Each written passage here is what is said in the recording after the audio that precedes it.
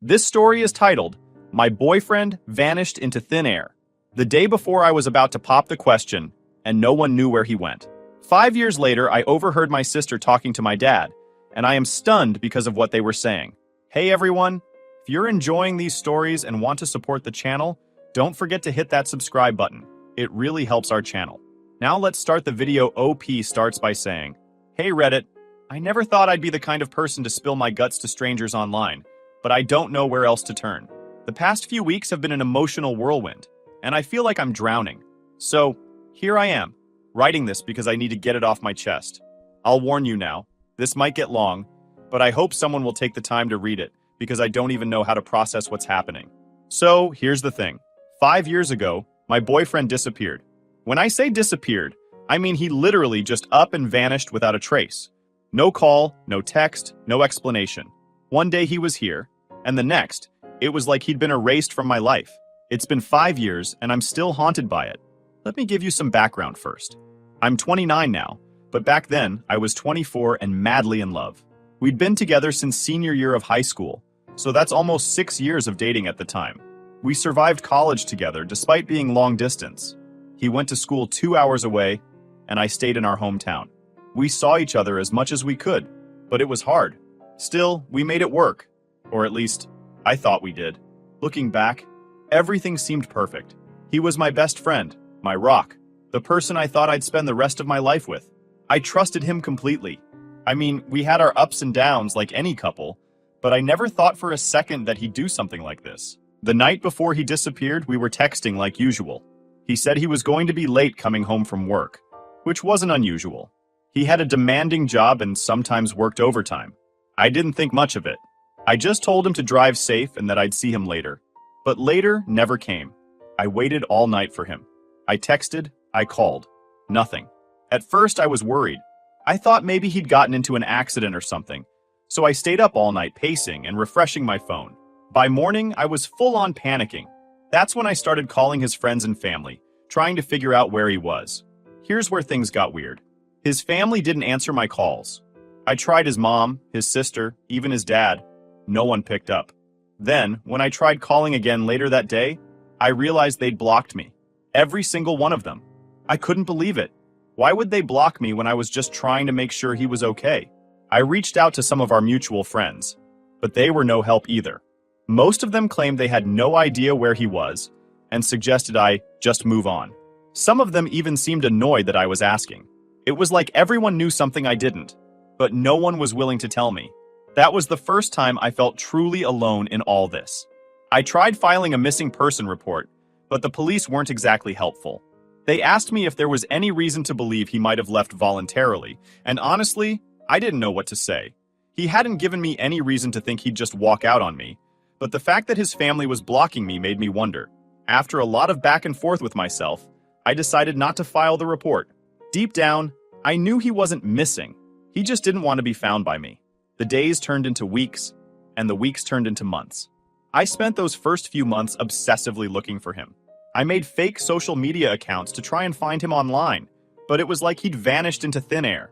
His Facebook, Instagram, Twitter, everything was gone. Either he deleted them, or he was using a completely different name.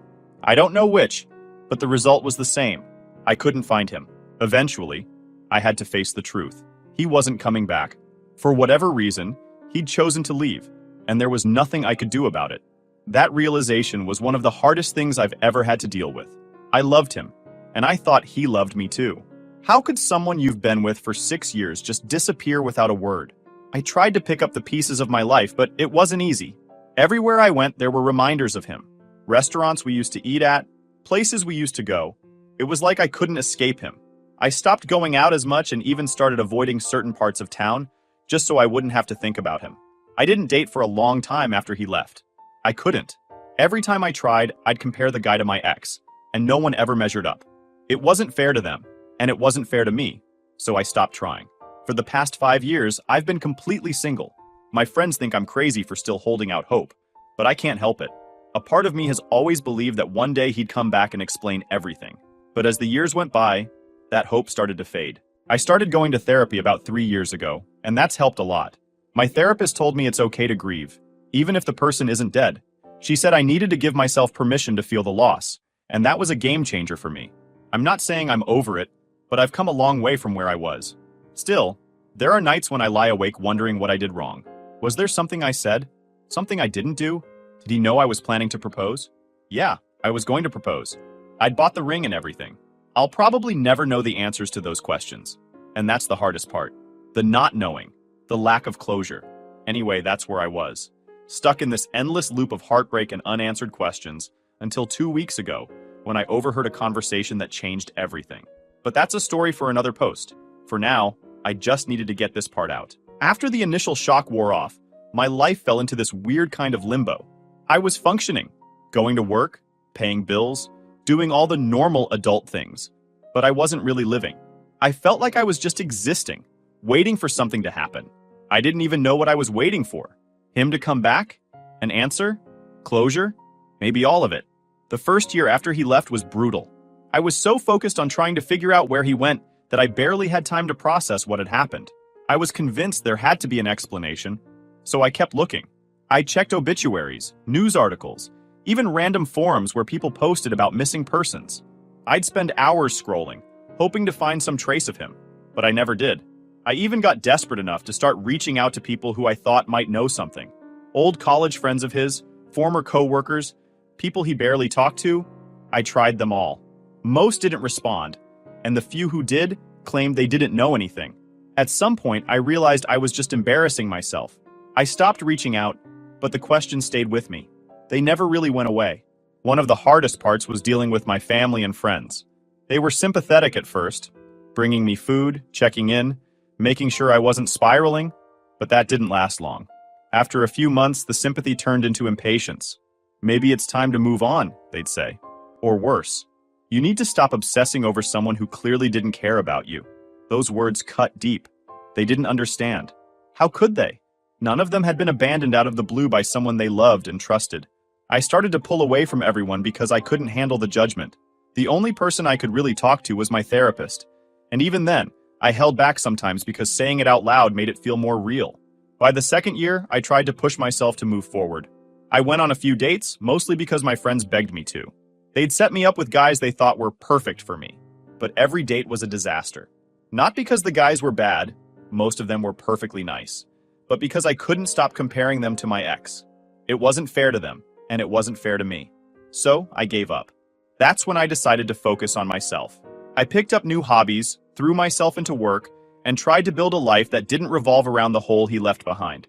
It helped, but it didn't fix everything.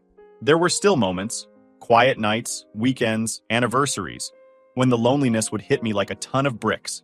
Therapy helped me deal with those moments, but they never completely went away. My sister was barely in my life during this time. She's always been the more independent one, the golden child who moved to Canada at 22, got a great job, and built a life for herself. She'd visit maybe once or twice a year, but we weren't close. She'd check in occasionally, but her life was so far removed from mine that I didn't feel comfortable talking to her about what I was going through. I thought she wouldn't understand. Turns out, she understood way more than I realized, but I'll get to that later. I think the thing that kept me stuck was the hope. As much as I tried to move on, there was always this tiny part of me that thought he'd come back. I know it sounds pathetic, but I couldn't help it. Every time I heard a knock at the door or saw a random number pop up on my phone, my heart would race. I'd think, maybe it's him? Maybe he's back to explain everything? Of course it never was. By year 3, I started to accept that he wasn't coming back. That's when I began to shift my focus from, why did he leave? To, what do I do now? It wasn't easy. I had to reimagine my future without him, which felt impossible at first. For so long, he was part of every plan I made. Getting married, buying a house, starting a family, those dreams all included him. Letting go of that vision felt like losing him all over again. Then, there was the anger. I hadn't felt much of it in the beginning because I was too busy being sad and confused. But as time went on, the sadness turned into rage. How dare he leave without an explanation? How dare he make me feel like I wasn't worth a conversation?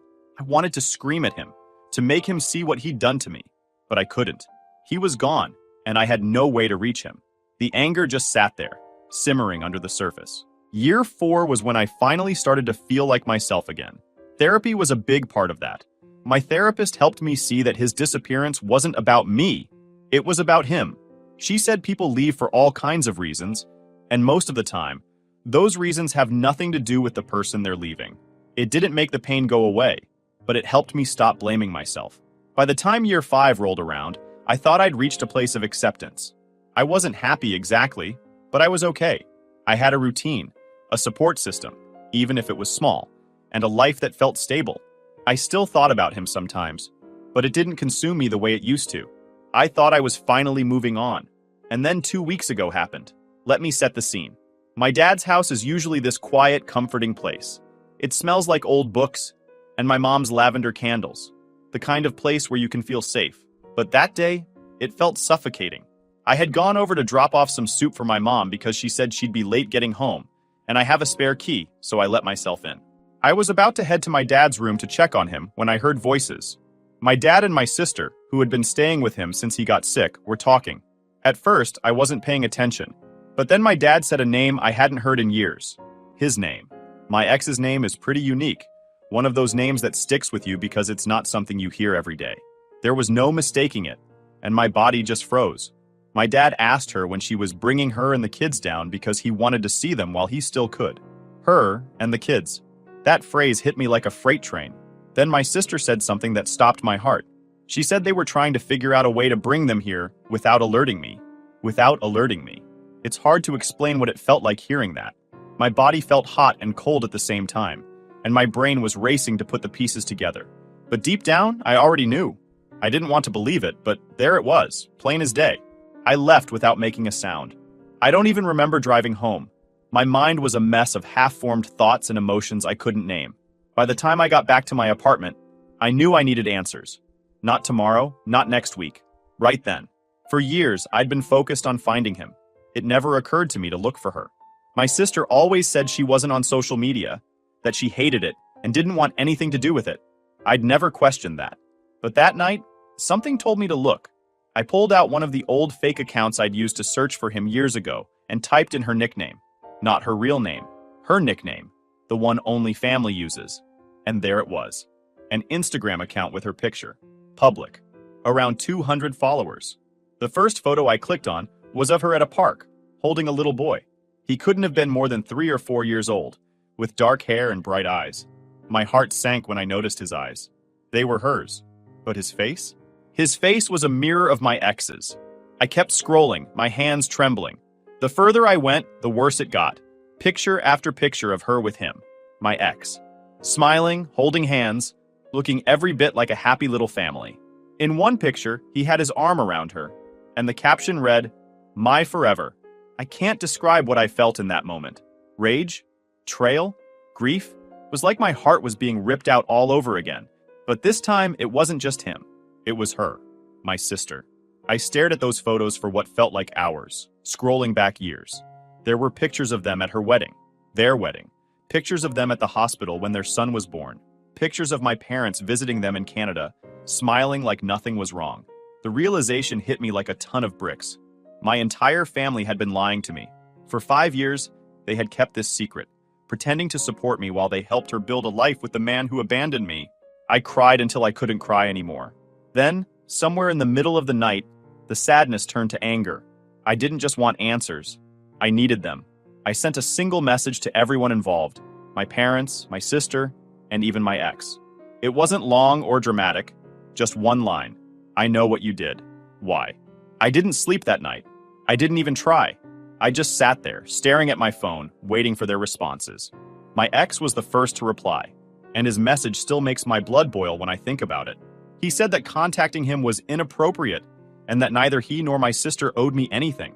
He told me to move on and stop being a creep. He even had the audacity to say that if I couldn't move on after 5 years, then I was the problem, not them. My parents didn't reply right away, but my sister did. She tried to justify it, saying that they fell in love and couldn't help it. She claimed they'd wanted to tell me but didn't know how, so they decided it was better to keep it a secret. Better for who? I don't know.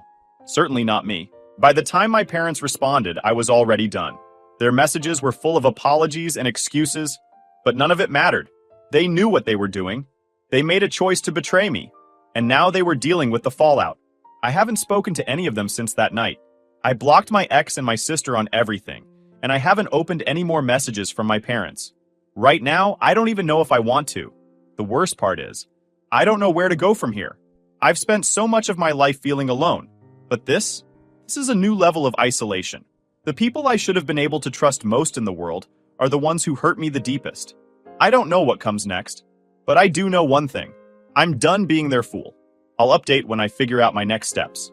For now, I just need to breathe. Thanks for listening. Update 1 point. Hey Reddit, I've had some time to sit with everything that's happened, but honestly, I'm not sure if that's made it better or worse. After sending that one-liner message to my family and my ex, I thought I'd feel something. Relief, maybe? Closure? But instead it felt like I had opened Pandora's box, and every reply I got just added to the chaos in my head. Let's start with my sister. She showed up at my apartment 2 days after I sent the message. I wasn't surprised. If anything, I was expecting it. She always had this way of pushing herself into situations where she didn't belong, acting like she could fix everything with her words. But when I saw her standing outside my door with that look on her face, half guilt, half irritation, I didn't even want to hear what she had to say. She knocked for a solid 5 minutes, calling my name and begging me to let her in. I didn't budge. I stood just out of sight, leaning against the wall, listening to her voice as it wavered between apologetic and annoyed. She kept saying things like, "You need to understand it wasn't personal," and "We didn't plan for this to happen."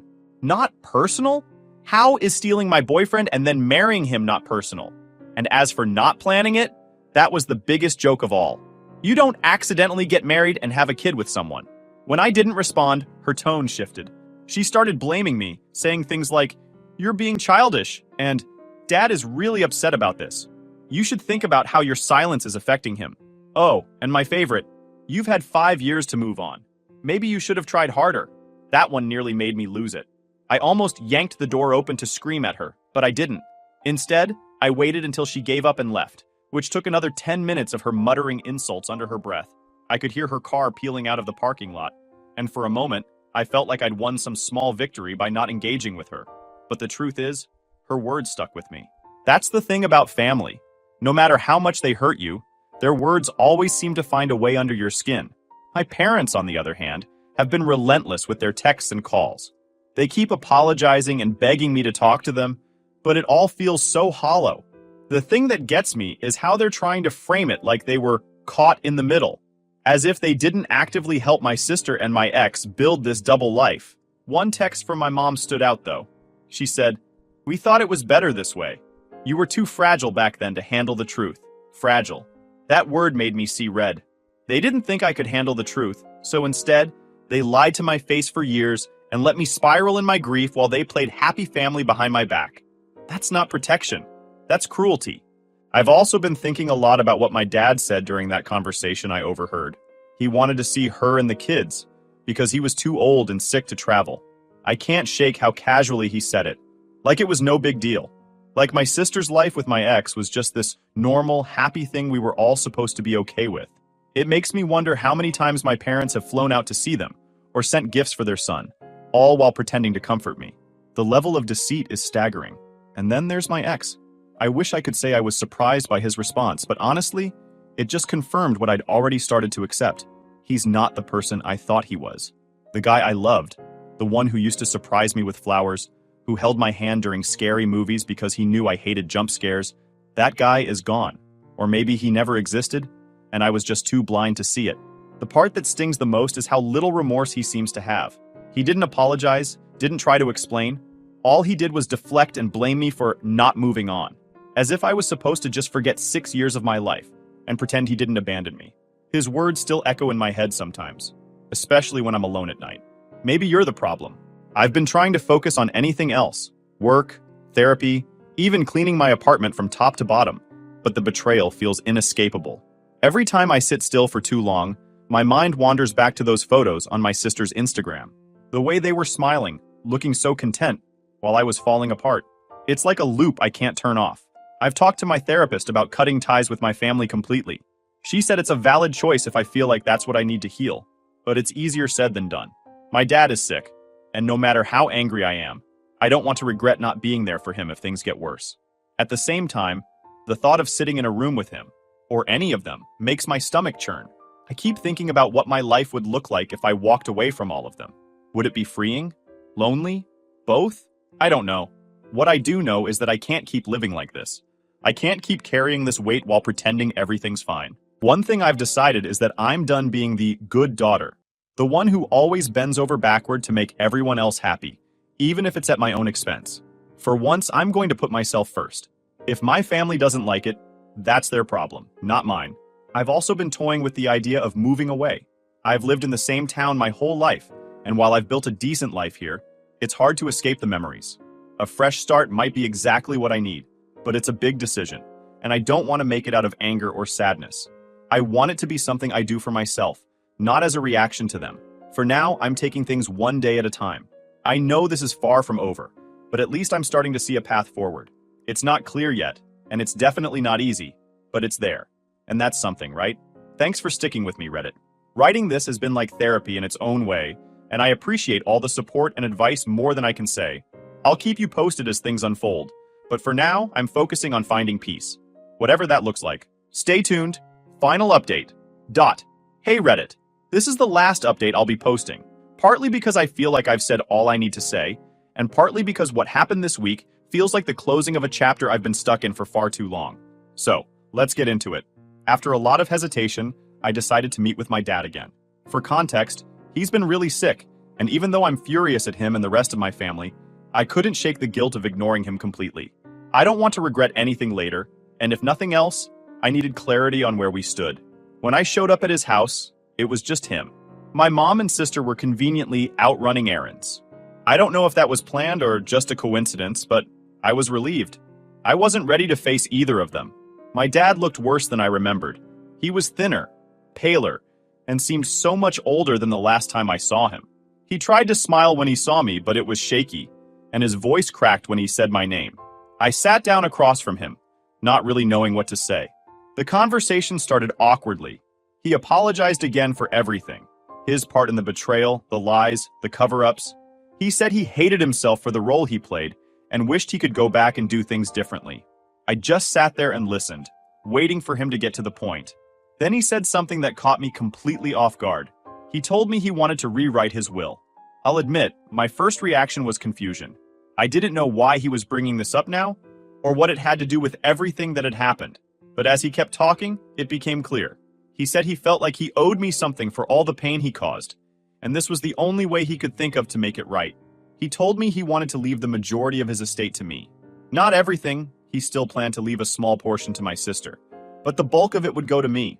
He said it wasn't about money, but about trying to balance the scales, to give me something back after everything he took away. At first, I didn't know how to feel. On one hand, it felt like an admission of guilt, a way for him to say, I know I messed up, and this is my way of making amends.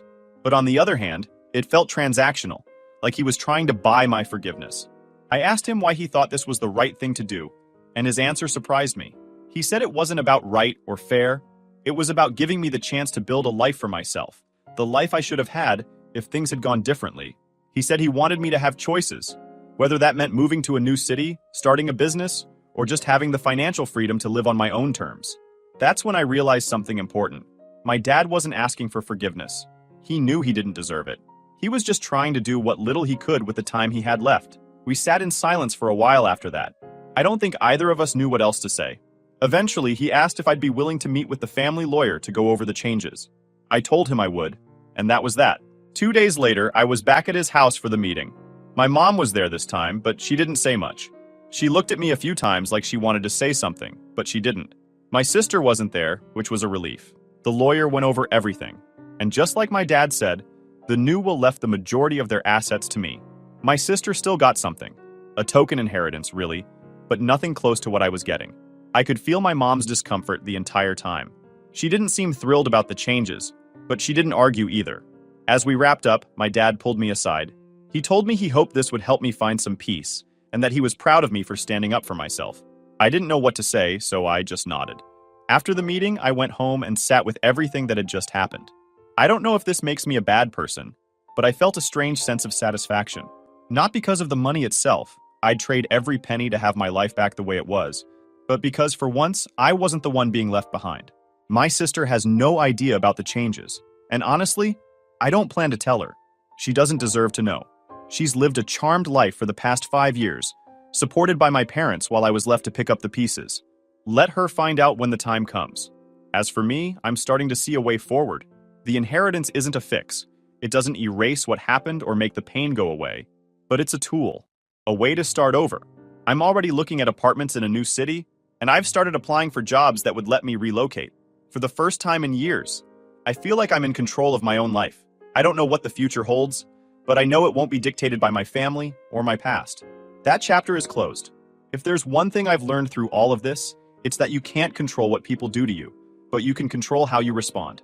My family broke my trust in ways I never thought possible, but they don't get to define me anymore. This is my life, and I'm finally ready to live it. Thank you, Reddit, for giving me the space to share my story. You've helped me more than you know. Take care, and if you're ever at a crossroads in your own life, remember, it's never too late to start again. 2 thumbs up.